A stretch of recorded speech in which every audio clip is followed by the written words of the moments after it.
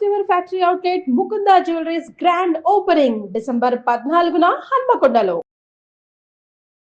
నమస్తే రమ్మగారు. నమస్తే జయ. ఏదైనా సరదాగా తెలివిగల వాళ్ళ కథలు ఏమన్నా ఉంటే చెప్పండి. తెలివిగల దొంగతనాల కథ చెప్తాం ఒకటి. ఓ ఓ ఊళ్ళోనట విపరీతంగా దొంగల భయం ఉండేది. ఎంత ఎక్కువగా ఉండేవాళ్ళు అంటే ఆ ఊళ్ళో జనాలంతా బిచ్చగాళ్ళు అయిపోయారు. వీళ్ళ దగ్గర ఏమున్నా దొంగలు పడి పట్టుపోతారు. అయ్యో, ఎప్పటికప్పుడు వాళ్ళ మీద దాడి చేయడం, పట్టుపోవటం. ఆ ఊళ్ళో ఒక పేద ఆయన ఉండేవాడు. భార్యాభర్త, వాళ్ళకి ఆనందుడు అని ఒక కొడుకు. వాడు ఒంటి మీద చింకి చొక్కా తప్పిస్తే ఏమీ లేదు. వాడు ఆ కథలుగా వినేవాట ఈ దొంగల కథలు, దొంగల సంగతులు. తనకి ఒంటి మీద చింకి చొక్కాగా తప్పిస్తే గతి లేకపోవడానికి కారణం దొంగలే అని వాడు తెలుసుకున్నాడు. వాడు ఎలాగైనా దొంగల్ని పట్టి పల్లార్చాలని ఉండేది వాడికి. వాళ్ళ అమ్మా నాన్న అనేవాళ్ళు, ఒరే నిన్ను చంపేస్తారురా వాళ్ళు, దయాదాక్షిణ్యం ఉండవు. మన ఇంట్లో సేరుబియ్యం అంటే సేరుబియ్యము పట్టుకుపోయేవాడు. వాడికి ఏం దయాదాక్షిణ్యం, వీడి దగ్గర ఏం లేదని వదిలేసేవాళ్ళు కాదు వాళ్ళు. వాళ్ళ జోలికి వెళ్ళొద్దురా అంటే వాడికి ఇష్టం ఉండేది కాదు. ఎలాగైనా సరే వాళ్ళ దగ్గర వాళ్ళ సంగతి చూసేయాలని ఉండేది. ఓ 15-16 సంవత్సరాలు వయసు వచ్చింది వాడికి. కానీ వాడికి ఆ దొంగల మీదే ఉండేది. మరి చిన్నతనం నుంచి విన్నాడు. అయితే ఒకనాడు వాళ్ళ అమ్మా నాన్న చెప్తున్నా వాడు వినకుండా దొంగల గుర్రాలు వెళ్ళాయని అనిపిస్తున్న ఒక దారి వెంబడబడి వెళ్ళటం మొదలుపెట్టాడు. చాలా గుర్రాలు వెళ్ళిన దారి కనపడుతోంది. ఇక అట్లా వెళ్ళగా ఒక అడవిలో ఒక పెద్ద భవంతి కనపడింది వాడికి. చిమ్మ చీకట్లో ఆ భవంతిలో దీపాలు ఉన్నట్టు తెలిసింది. ఓ, వీడు ఆ భవంతి దగ్గరికి వెళ్ళాడు. వెళ్ళేసరికి తలుపు కొట్టాడు. పెద్ద వాన వచ్చింది. చుట్టూతంతా వాన, ఎక్కడ నీరు లేదు. ఆ భవంతిలోకి వెళ్ళటం తప్పిస్తే రెండో దారి లేని స్థితి కూడా వచ్చింది. తలుపు కొడితే ఒక ముసలి మామ తలుపు తీసింది. బాగా ముసలి మామ తీసి, ఎవర్రా నాయన నువ్వు, ఎందుకురా ఇక్కడికి వచ్చావు అని. చాలా పెద్ద వాన, ఎక్కడ నీరు లేదు, ఏమైపోతాను అని లోపలికి వచ్చాను అన్నాడు. నీ పరిస్థితి ఇంకా అధ్వానం అవుతుందిరా ఇందులోకి వస్తే. ఈ భవంతి ఇదేమి మంచిది కాదు, దొంగలది ఇది. వాళ్ళు దొంగ వెధవలు, నన్ను ఎక్కడి నుంచో పట్టుకొచ్చి ఇంట్లో పడేశారు, వాళ్ళకు వండి పెడుతున్నాను చచ్చినట్టు. పరమ పాపిష్టి వెధవలు వీళ్ళు, వెళ్ళిపో నువ్వని అనేసరికి వీడు ఒప్పుకోరు. ఆ పోయేదేదో లోపలే పోతాను అనుకో, నేను అదేదో లోపలే పోతా, ఈ వానలో పడిపోను నేను, నన్ను లోపలికి రానేయమన్నాడు. రానేయమంటే ఆవిడ లోపల రానిచ్చి ఒక గుప్పెడు అన్నం ఏదో ఉంటే వాళ్ళకి తెలియకుండా, మనుషులు రాకుండా చూసి వాడికి అన్నం పెట్టి పడుకోమంది. దొంగలు ఇంకా రాల. అది ఆ దారి గుర్రాలు వెళ్ళే దారి అంతే. సరే, కుర్రాడు ఏం చేశాడు, లోపల ధనపు రాసులు, ఎన్ని సామాన్లో. వాడు చూసి అనుకున్నాడు, మా ఊళ్ళో వాళ్ళ డబ్బులన్నీ ఇక్కడే ఉన్నట్టున్నాయి అనిపించింది. ఆడి తిరిగి ఇటు తిరిగి ఇట్లా కుప్పలు తెప్పలుగా పోసేసున్న ధనపు రాసుల మధ్యలో పడుకున్నాడు. పోయి అర్ధరాత్రి బాగా తెల్లవారుతూ ఉండగా 3 గంటలకో 3:30కో మరి దొంగలు మొత్తం ముఠా అంతా లోపలికి వచ్చారు. లోపలికి వచ్చి ఈ ధనపరాశుల మధ్యలో ఓ పక్కగా పడుకుని ఉన్న కుర్రాన్ని చూసి వాడు తనుదని లేవదీశారు.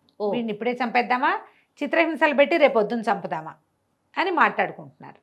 కుర్రాడు లేచి దండం పెట్టాడు. బాబు నన్ను రక్షించండి, చిన్నప్పటి నుంచి దొంగ వాళ్ళని కోరికండి నాకు, చిన్నప్పటి నుంచి ఉంది, అందుకని మీకోసం వెతుక్కుంటూ వచ్చా, నన్ను కూడా దొంగల ముఠాలో చేర్చుకోండి, మీరు ఏ పని చెప్తే ఆ పని చేస్తా అనేసరికి నన్ను వచ్చింది వాళ్ళకి. శభాష్, బాగుందిరా, ఎవడైనా మా వృత్తి తీసుకుంటామంటే స్వాగతించము, అదే కదా, తప్పకుండా స్వాగతిస్తాం.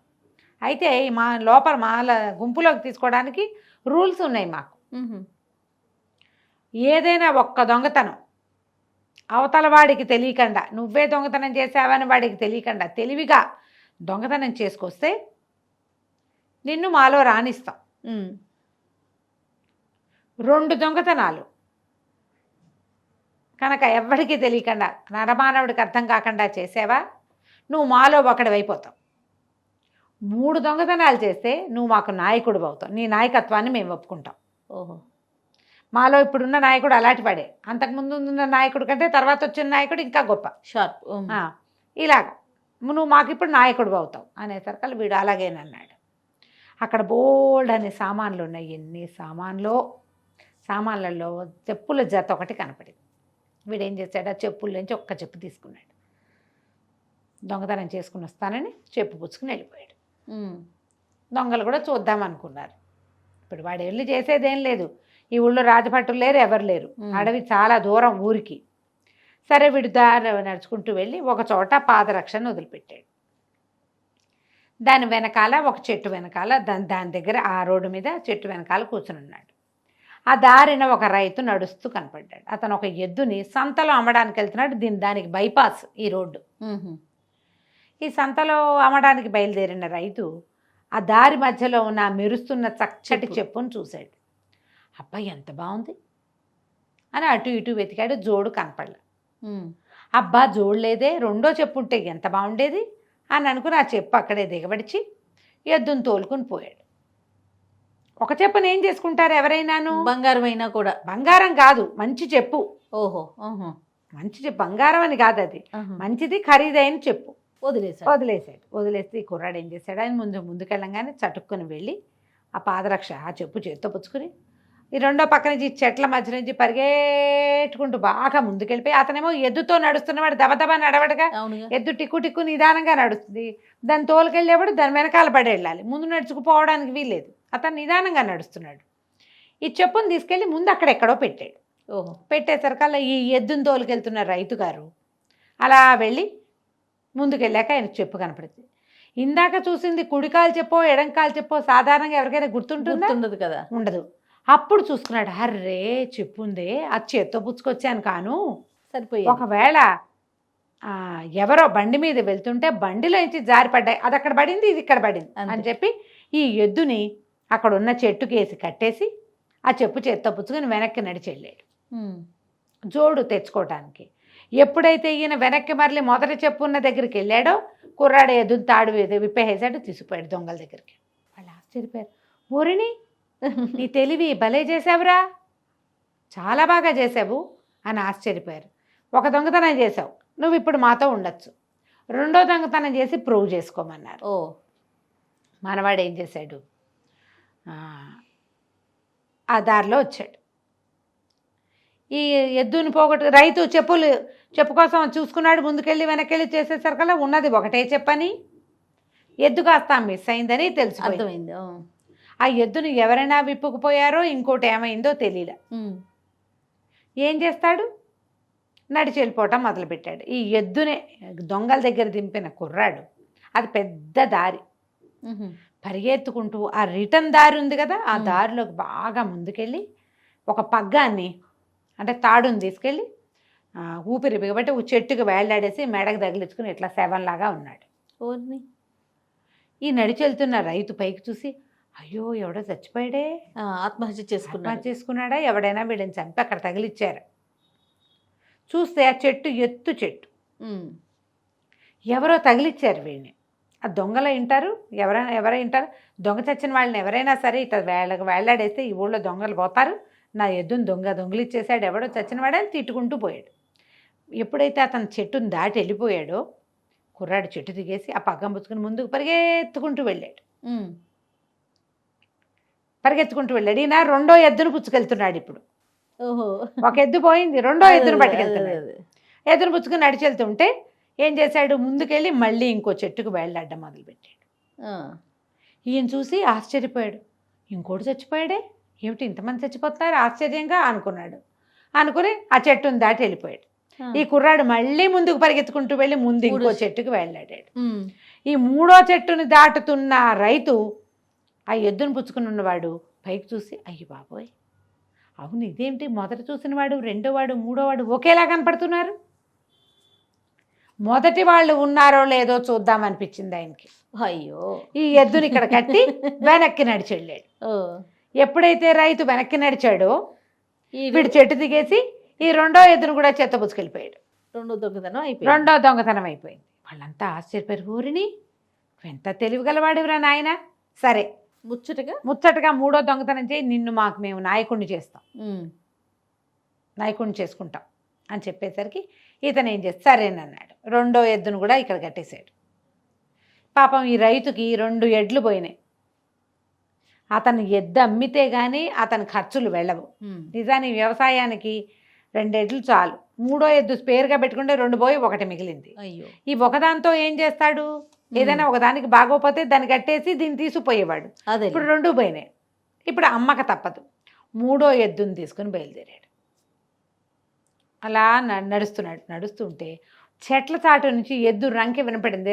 ఖణేల్మని వేస్తాయి, రంకెలు వేస్తాయి ఎడ్లు. ఒక తమాషా, అంబాలాగా ఉండదు, ఒక తమాషా రంకె. ఎప్పుడైతే ఈ ఎద్దు రంకె వినపడిందో, అయ్య బాబోయ్ నా ఎద్దే ఇది గుర్తుపట్టాడు. నా ఎద్దులాగానే ఉంది, ఇక్కడ ఎక్కడైనా ఎవడైనా కట్టేసి ఉంటాడు, ముందు దాన్ని విడిపించేసుకుంటే సరిపోతుందని ఈ మూడో ఎద్దుని చెట్టుకు పగం తగిలిచ్చి ఆయన ఆ చెట్ల చాటుకు వెళ్ళాడు. ఈయన అక్కడ ఎవరు అరిచారు? వీడే, మనవాడే ఆనందుడు. కాబుక్కని వచ్చి ఈ మూడో ఎద్దును కూడా విప్పిపోయాడు. వరుస పెట్టి 3. మళ్ళీ వెనక్కి తిరిగి వస్తే అక్కడ ఎద్దు లేదు, ఇక్కడ ఎద్దు లేదు. దొంగలు ఆశ్చర్యపోయారు.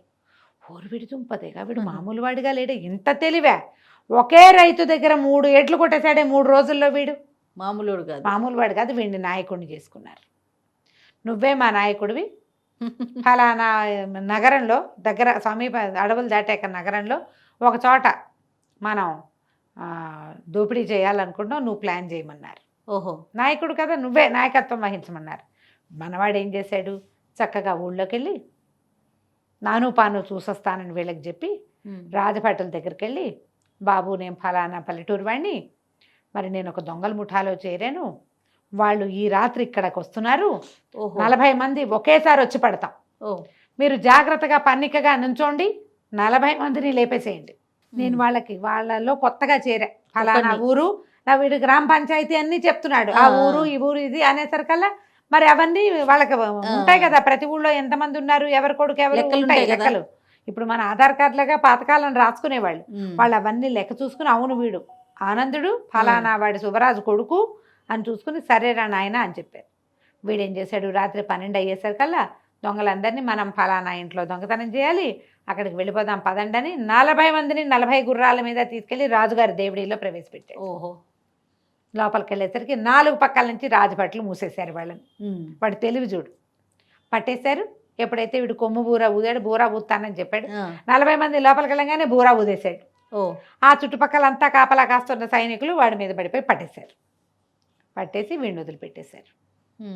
వీడు తెలివిగా ఏ భవనంలో దొంగల డబ్బులు ఉన్నాయో అది పేరు మాత్రం చెప్పలే. చూడండి, అక్కడి నుంచి వెళ్ళిపోయి ఆ దొంగల భవనంలో ఉన్న ముసలి బామ్మని విడిపించి ఆ 3 ఎడ్లని ఆ రైతుకు అప్పచెప్పి, చుట్టుపక్కల ఊళ్ళల్లో ఎవరెవరు ఎంతంత ధనం పోగొట్టుకున్నారో తమ గ్రామ పంచాయతీలో మొత్తం లిస్టు తయారు చేసి, లిస్టు ప్రకారం ఎవరిది వాళ్ళకి అప్పచెప్పేసాడు, డిస్ట్రిబ్యూట్ చేసేసాడు డబ్బు.